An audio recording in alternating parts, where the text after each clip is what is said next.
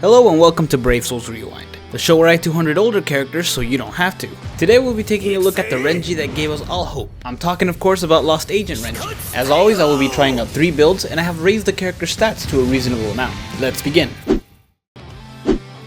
First up is the normal attack damage build. Renji actually has a really high attack, so I wasn't actually too worried about this build. And in addition to his plus 20 bruiser, he also has a boosted 25 nat link, so there was no doubt in my mind that the damage was going to be there. Though it did catch me off guard of how fast his normal attack speed goes. It's actually faster than average, and he's got pretty good range too. It really comes to no surprise, but this build is absolutely viable.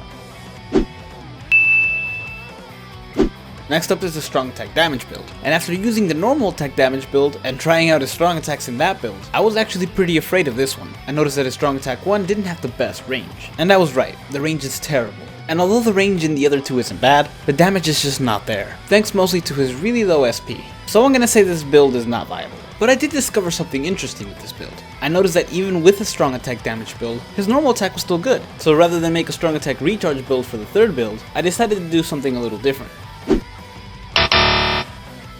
Now some of you have asked me to do a hybrid build on some of these characters, and that's exactly what I've done here. I boosted his attack without getting rid of his SP, and I even bumped that up a little bit, and the result was actually pretty fun. I did a pretty good amount of damage with my normal attack, and my strong attack didn't feel useless. However, I did still notice that most of my damage was coming from my normal attacks, so I'm still gonna say this build is probably not viable, although my reasoning is a little weird. While it is a fun build, it doesn't make any sense to sacrifice attack just to be able to use the strong attacks that don't really do that much damage. It makes a lot more sense to boost your attack as high as you can, because that's the strongest part of this character. So while it was the most fun build, damage wise, I'd say Nat is the way to go for him.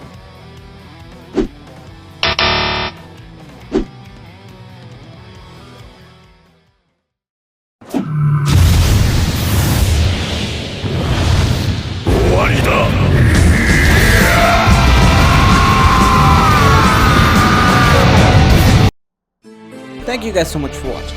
If you enjoyed this video, hit like and subscribe to the channel, and let me know what other characters you want to see in the rewind.